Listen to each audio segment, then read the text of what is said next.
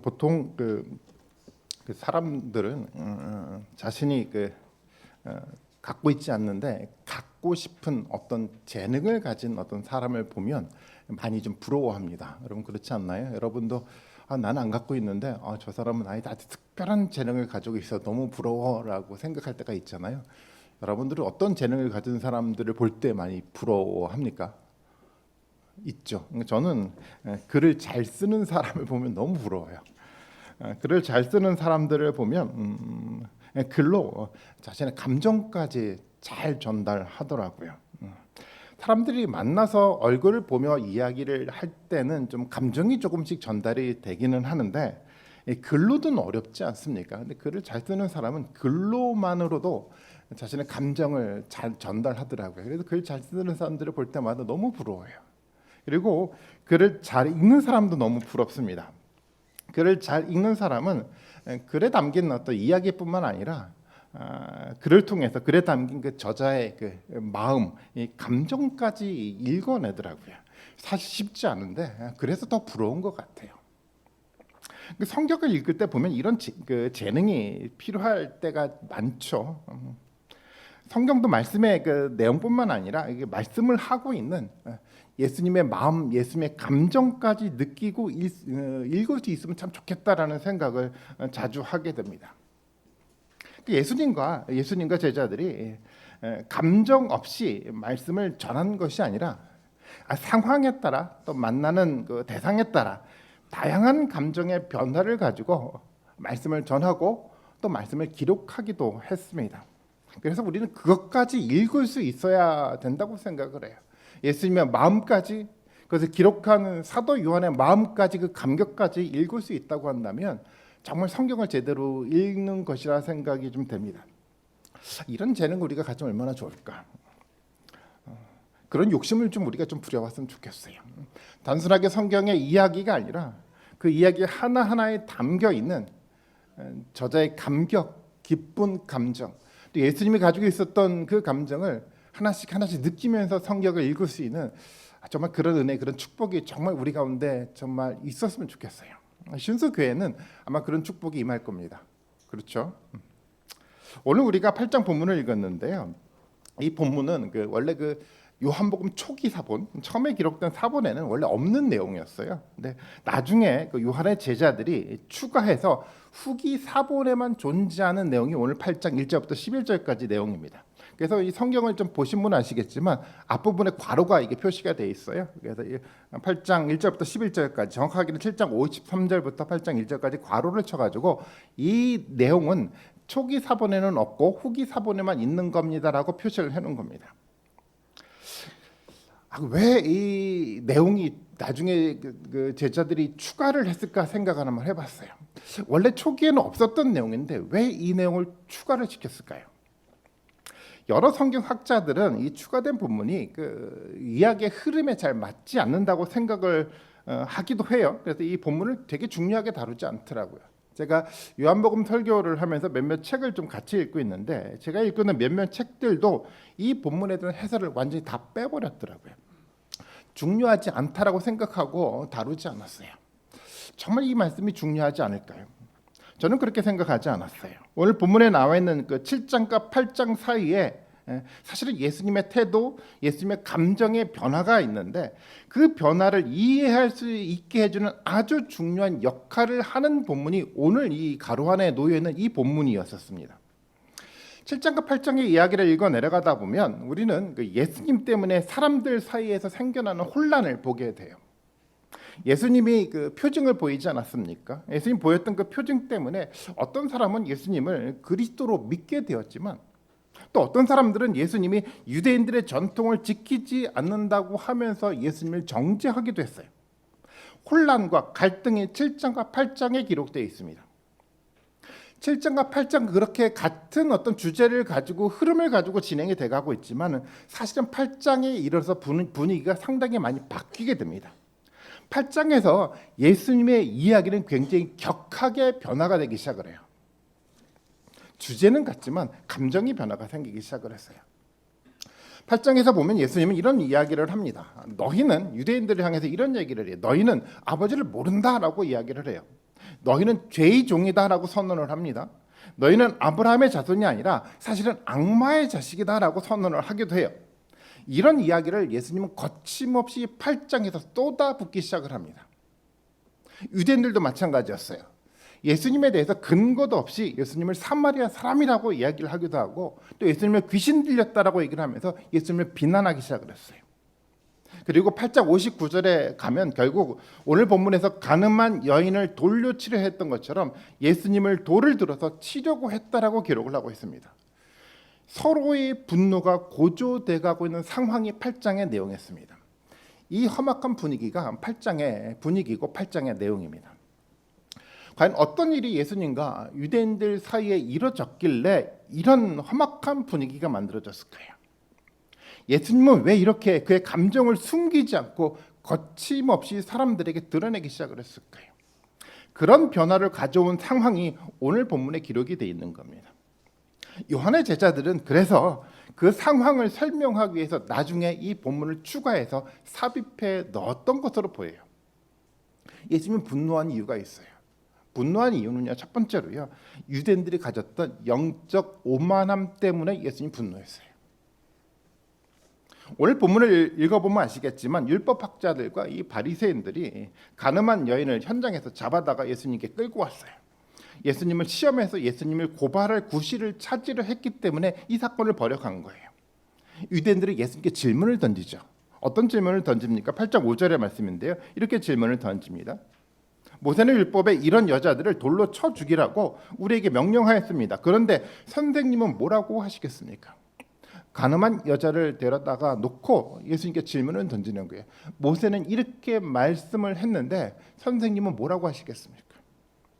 유대인들의 속셈이 보이죠. 이들은 예수님을 너무도 잘 알고 있었어요.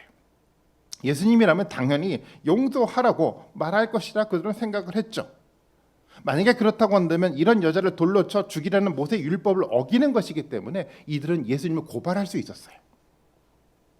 또 만약에 예수님이 돌로 쳐 죽이라라고 얘기를 한다고 한다면 예수님이 용서하라고 하셨는데 자신의 말에 어긋난 판단을 했다라고 예수님을 비난할 수 있게 되었더라는 겁니다. 그들은 예수님이 이 상황에서 빠져나갈 수 없을 것이라고 생각을 했어요. 예수님 앞에 피해갈 수 없는 함정을 파 놓은 것이었습니다. 이런 비겁한 모습을 가진 사람들이 당시 유대 종교 지도자들이었습니다. 그것에 대해서 예수님은 아주 통쾌한 답을 내놓죠. 오늘 7절의 말씀이 그 말씀입니다. 한번 다시 읽어볼까요? 7절을 같이 한번 읽어봅니다. 시작.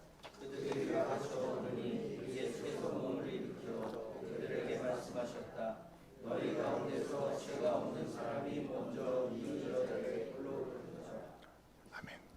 예수님 했던 너무 잘 알려진 말씀입니다. 너희 가운데서 죄가 없는 사람이 먼저 이 여자에게 돌을 던지라라고 얘기를 했어요. 죄 없는 사람이 먼저 돌을 던지라는 거죠. 통쾌하게 답변을 했죠. 예수님이 이런 통쾌한 답을 우리가 사실 듣기 전에 예수님이 어떤 행동을 먼저 보였는지를 살펴볼 필요가 있는데요. 8장 6절의 말씀입니다. 이렇게 얘기를 합니다. 그들이 이렇게 말한 것은 예수님을 시험하여 고발할 구실을 찾으려고 하는 속셈이었다.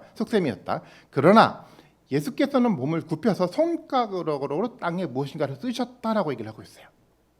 예수님이 손가락으로 땅에 무엇인가 썼대요. 무엇을 썼는지 성경은 기록하고 있지 않아요. 그런데 추측할 수는 있습니다. 고대 세계에서 교사들은 오늘날 교사들이 그 칠판에 글을 쓰거나 그림을 좀 그려서 학생들에게 어떤 교육의 내용을 설명하는 것처럼 땅에 글을 쓰거나 그림을 그려서 사람들을 가르쳤다라고 얘기를 해요. 그런 고대 세계의 교육 방식을 통해서 이해해 본다고 한다면 지금 예수님은 땅에 무엇인가 쓰고 있는데 가늠한 여인을 고발하는 사람들의 죄를 땅에 썼을 것으로 추측할 수가 있어요. 당시 유대의 사람들은요, 종교 의식으로 가려 드러내지 않았던 민낯이 있었는데 예수님이 그것을 드러내기 시작을 했다라는 거예요. 땅에 그림을 그리고 땅에 글을 써 내려가면서 그들이 민낯을 하나씩 드러내기 시작을 했어요. 조용히 드러냈어요. 사람들은 그것을 들여다보고 부정할 수가 없었습니다. 감춰졌던 자신의 죄의 민낯이 하나씩 드러나니까 그들은 돌을 들어서 이 가늠한 여인에게 돌을 던질 수가 없었습니다. 본문에 보니까 그래서 나이가 많은 사람들부터 한 사람씩 그 장소를 떠나갔다라고 성경은 얘기를 하고 있어요. 아무도 남지 않았어요. 예수님을 함정에 빠뜨리려 했던 유대인들이 오히려 자신이 파놓은 함정에 빠진 것과 같았습니다. 이런 율법학자들과 바리새인들에게 예수님이 무엇을 보았습니까? 앞서 드렸던 것처럼 영적 오만함을 예수님이 그들의 모습 속에 보았던 겁니다. 어떤 영적 오만함이었습니까? 첫 번째는 자신들의 죄는 보지 못하고 다른 사람의 죄만 보는 오만함이었어요. 그리고 두 번째는요, 하나님이 하셔야 될 그 심판을 죄를 짓고 있는 인간이 하겠다라고 선언하는 그런 오만함이었어요. 판단 심판은 누가 하시는 겁니까? 하나님이 하시는 거잖아요. 근데 하나님보다 먼저 사람들이 내가 심판하겠다라고 했던 이 오만한 태도가 이들에게 보였다라는 거예요. 예수님의 이 분노가 고조된 이유는 뭐냐면 그들 가운데 보여졌던 이 영적 오만함 때문에 예수님은 분노하기 시작했던 거였어요. 예수님의 분노를 고조시키는 이런 영적 오만함은 과거 유대 공동체만 있지 않아요. 오늘날에도 교회 안에 너무 많습니다. 유대인들처럼 종교 의식으로 치장해서 마치 자신에게는 죄가 없는 것처럼 행동하는 오만함이 오늘날 우리에게도 있어요. 그리고 자신이 마치 심판자인 것처럼 행동하면서 오만함을 보이는 사람들도 우리 가운데 있어요. 어떤 지도자들은 돈에 대한 욕망을 가리려고 거짓을 만들어 사람들을 재판하는 일을 교회 안에 만들기도 하지 않습니까? 교회 세습의 문제라든가 은퇴 위로금과 같은 문제 때문에 재판하는 일이 교회 가운데 너무도 많이 벌어져 가고 있어요. 사실은 본질은 돈에 대한 욕망이었는데 그것을 가리기 위해서 오만한 법을 만들고 법을 해석하면서 자기 스스로 심판자가 되는 그 모습을 교회가 만들어가고 있어요. 우리는 재판자가 될 수가 없습니다. 그래서 먼저 하나님의 말씀하시기를 기다리면서 기도하고 말씀을 진지하게 묵상하며 하나님의 뜻을 먼저 발견할 줄 알아야 되는 거예요. 그런데 오만한 사람들은 그러지 않아요. 하나님의 말씀을 기다리지 않아요. 자신이 기준을 세우고 자신이 법을 해석하고 그 기준에 따라 사람들을 판단하고 심판하는 태도를 보여가요. 이스라엘의 초대 왕이었던 사울이 그런 모습을 보이지 않았습니까? 전쟁터에 갔는데 제사를 드리기 위해서 사무엘을 기다려야 했었어요. 근데 기다리지 않았어요. 자신의 기준을 세우고 자신의 법에 따라 자기 스스로 자기 마음대로 제사를 드렸어요. 오만함이었습니다. 사람들은 하나님의 말씀하시기 전에 자신의 생각에 맞는 기준으로 법을 만들고 법을 해석하며 영적 오만함의 태도를 보이기 시작을 했어요. 이 말씀을 준비하면서 저를 돌아다 봤는데요. 저도 사실은 다르지 않아요. 목회를 하며 여러 잘못을 사실은 했는데 그중 하나가 이런 모습이었어요. 제 안에 있는 죄의 쓴뿌리가 있는데 그 쓴뿌리를 먼저 보지 않고 한국교회에 있는 죄를 먼저 비난할 때가 있었어요. 물론 한국교회의 죄의 쓴뿌리는 아주 깊이 죄에 박혀 있습니다. 하지만 먼저 내 안에 죄의 쓴뿌리를 보고 인정할 줄 알아야 했었어요. 그래야 겸손한 태도가 생겨나는 겁니다. 자신의 내면을 보면 겸손해지는데요. 자신이 아니라 다른 사람만 보면 오만한 태도를 가질 수밖에 없어요. 그리고 하나님을 기다릴 줄 알아야 했는데 기다리지 못했어요. 기다리지 못하고 예수님이 분노하는 오만한 모습을 가질 때가 있었습니다. 저뿐만 아니라 우리 신소교회도 그런 오만함이 있을 수 있어요. 우리는 죄가 없는 척하며 살 수 있습니다. 하나님의 마음을 모른 채 하나님의 교회를 그냥 비난할 수도 있어요. 예수님이 말씀하신 것처럼 내 눈에 있는 들보는 보지 못하고 다른 사람의 눈에 있는 티를 보고 그 사람을 비난할 수 있어요. 영적 오만함의 태도입니다. 우리가 알아야 될 것이 있죠.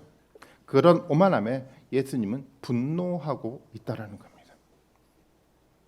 어떻습니까? 그런 오만함의 자리에 지금 우리가 거하고 있지는 않습니까? 우리가 잘 알고 있는 시편 1절과 2절의 말씀을 한번 같이 보겠습니다. 같이 한번 읽어볼까요? 같이 한번 읽어보겠습니다. 시작.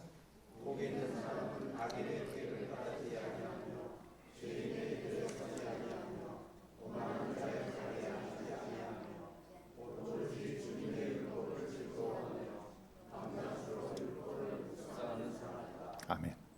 복 있는 사람은요 오만한 자의 자리에 앉지 않아요. 오만한 태도를 갖고 살아가지 않아요. 복 있는 사람은요 오직 하나님의 말씀을 묵상하고 하나님의 말씀을 알고 하나님의 생각을 알고 하나님을 마음을 알아가는 삶을 살아가게 돼 있어요. 예수님 분노한 두 번째 이유가 바로 여기 있습니다. 너희들이 하나님을 모르고 있기 때문에 예수님 분노하신 거예요. 율법학자들과 바리새인들은 잘 아시는 것처럼 말씀을 묵상하고 말씀을 가르치는 사람들이 그들이었어요. 그런데 그들이 아버지를 몰랐던 거였어요. 하나님을 연구했는데 그들이 하나님을 몰랐어요. 그들 스스로는 우리는 모세의 제자입니다. 우리는 아브라함의 후손입니다라고 생각하고 말을 하고 있었지만 실제적으로 그들은 모세를 몰랐고 아브라함을 몰랐어요. 이 답답함의 분노가 예수님에게 일어났어요.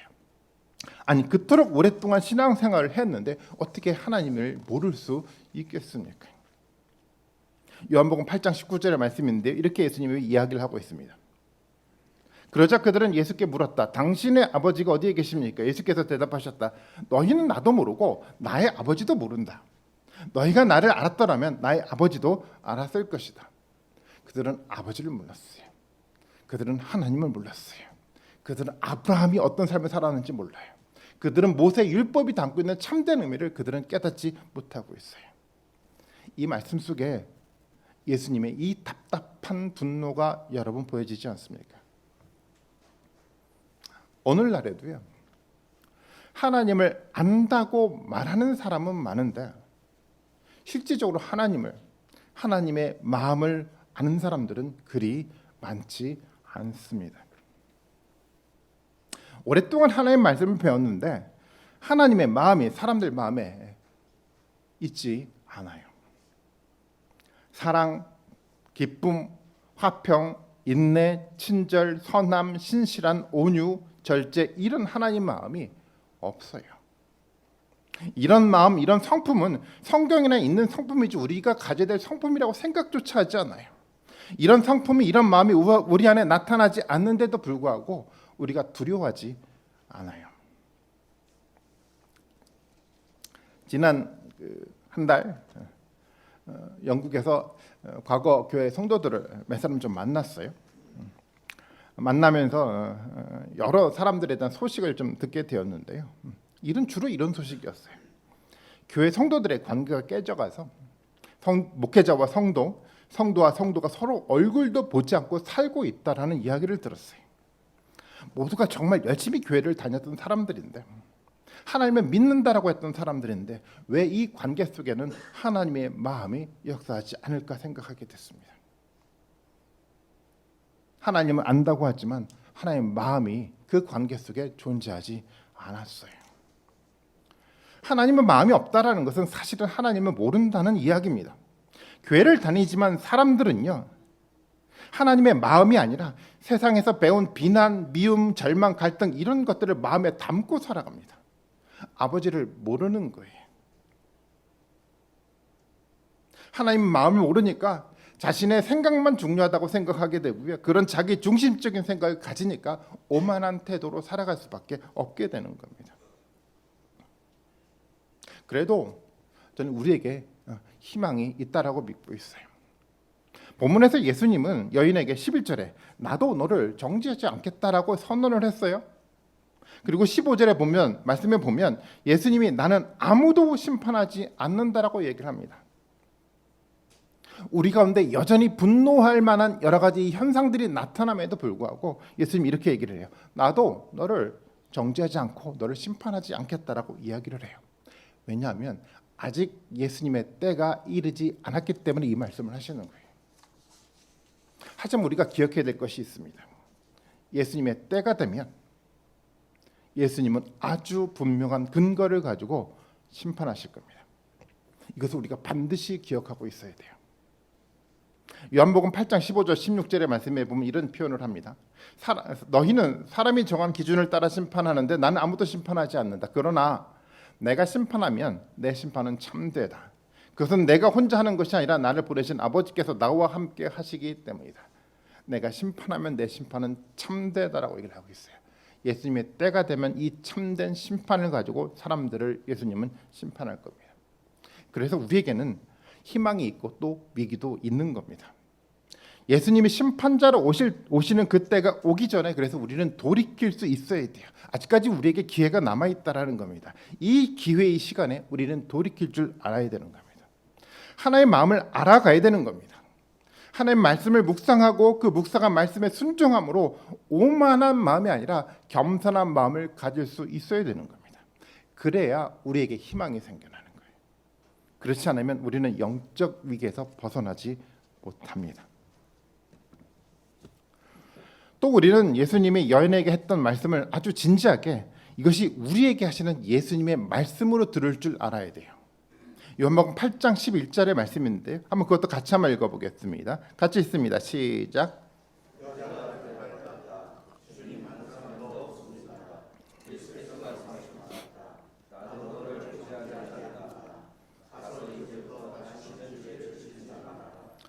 이 여인에게, 이 여자에게 예수님이 얘기를 했어요. 다시는 이제부터 죄를 짓지 말아라고 당부의 말을 전하고 있습니다. 짓지 말아야 돼요. 이 말씀은 저는 너무 중요하다고 생각을 해요. 우리가 용서한다는 말은요, 죄를 쉽게 생각해도 된다는 의미로 하는 이야기가 아닙니다. 그런데 사람들은 용서를 너무 쉽게 생각하고 그래서 쉽게 죄를 여기기 시작을 했어요. 죄를 짓고 또 그 죄를 반복해서 지어도 그 죄에 둔감해지기 시작을 했어요. 용서를 받았기 때문에 다 괜찮은 거야라고 막연하게 생각하기 시작을 했어요. 그 용서의 의미가 아닌 겁니다. 예수님이 그런 말씀을 하지 않았어요. 우리가 잘못 알고 있는 겁니다. 용서는 다시 죄를 짓지 않겠다라는 결단을 만들어내게 돼 있어요. 용서를 경험한 사람은 자신이 지은 데 민감해지기 시작합니다. 그리고 다시 짓지 않기 위해 최선에 다해 노력을 하게 됩니다. 물론 이 말은 죄에 억눌려 살라는 말은 아닙니다. 죄에 억눌려 죄인처럼 살라는 말이 아니죠. 매 순간 사단이 죄를 통해서 우리를 지배하려고 하는데 철저하게 그 사단을 부정하라는 의미 속에서 우리에게 하시는 말씀이에요. 우리는 죄를 거부해야 돼요. 죄에 대한 생각을 거부할 줄 알아야 돼갑니다. 죄를 통해서 통치하는 사단을 거부할 줄 알아야 돼요. 우리는 예수님 말씀하시는 것처럼 죄를 짓지 말아야 돼요. 죄가 십자가를 통해 용서되었지만 그 죄를 철저하게 거부하는 삶이 우리 가운데 있어야 되는 겁니다. 그것이 구원의 과정 속에 있는 삶의 모습인 겁니다. 사람들은 반복해서 죄를 지어도 그 죄에서 벗어나지 못하는 아주 특별한 취약한 부분을 사람들은 하나씩 갖고 있더라고요. 어떤 죄에 대해서는 특별히 약한 부분이 사람들에게 하나씩 있어요. 그 약한 부분이 사단이 집중적으로 공략하는 대상입니다. 다른 것들을 아무리 잘해도 이 약점 때문에 영적으로 성장하지 못해요. 열심히 많은 것들을 하는데 이 약점 때문에 하나님을 깊이 있게 알아가지 못하게 됩니다. 저는 이것이 사단의 전략이라고 생각해요. 우리 안에 있는 죄에 대한 약점 하나를 끝까지 사단은 공략해서 그것을 통해서 사단이 우리를 지배하려고 합니다. 간음한 여자는 이 간음이 버리지 못하는 죄였을 거였어요. 다른 많은 것을 아무리 잘해도 이 간음의 죄로 인한 살해의 통치가 계속 이 여인에게 이루어지고 하고 있어요. 그래서 예수님은 이렇게 얘기를 하는 겁니다. 여인에게 다시는 죄를 짓지 말라라고요. 죄로부터 지배받지 말라라고요. 죄를 통해서 사단의 통치를 받지 말라라고 예수님은 단호하게 말씀하고 있는 겁니다. 죄를 짓지 말아야 돼요. 죄의 생각에 지배되어 살지 말아야 돼요.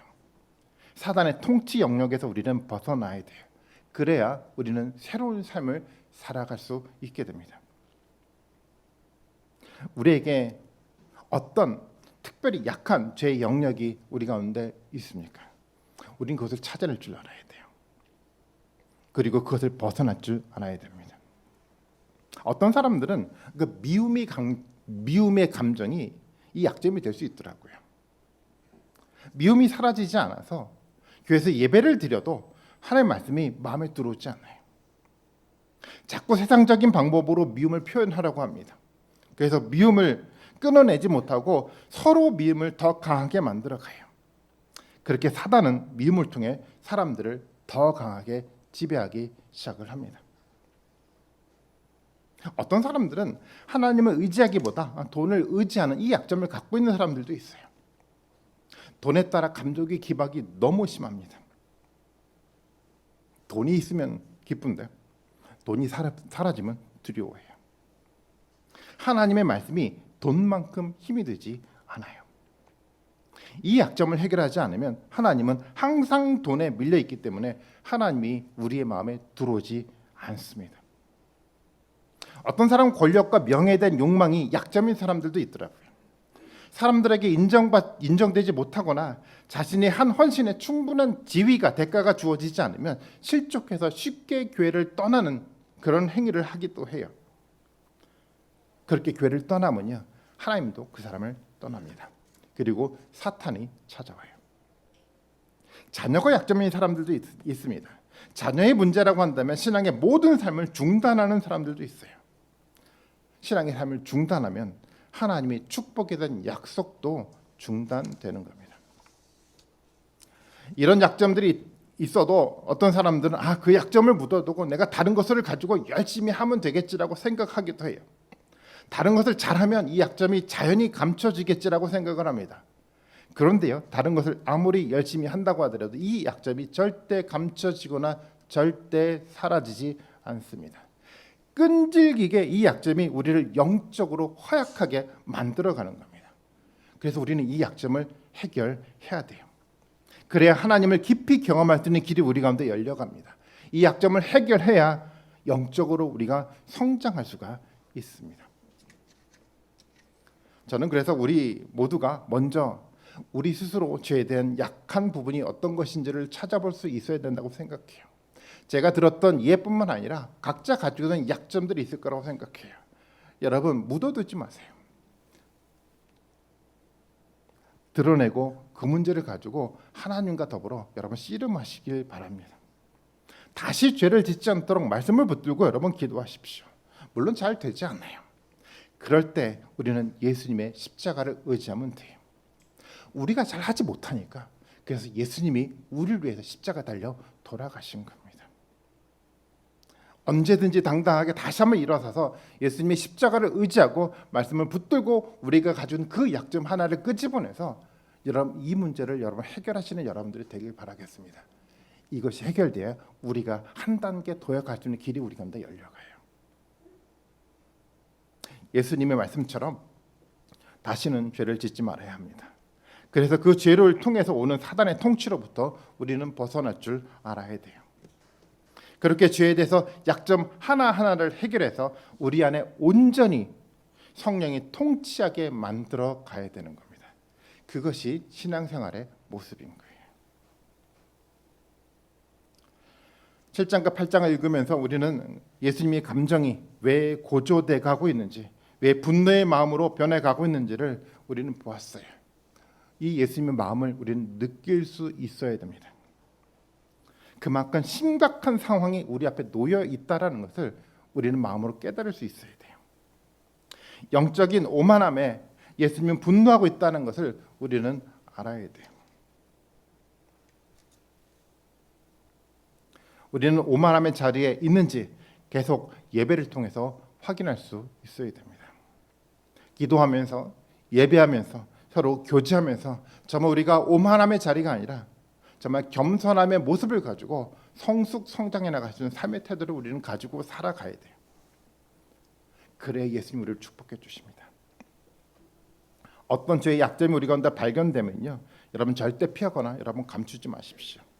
십자가를 붙들고 야곱이 야복강가에서 하나님의 사랑과 씨름한 것처럼 여러분 씨름하시는 여러분들이 되길 바라겠습니다.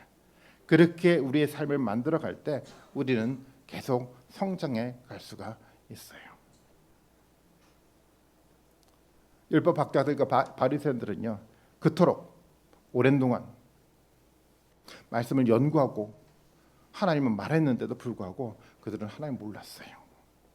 자신에게 가려진 그 죄의 약점들을 하나도 끄집어내지 않고 이 문제를 가지고 씨름하지 않고 그냥 나태하게 살아갔던 사람들이었어요. 하나도 성장하지 않았어요. 하나도 하나님 마음을 깊이 있게 알아갈 수 있게 되지 않았어요. 그리고 그들은 실패했습니다. 우리는 그 길을 걸어가면 안 됩니다.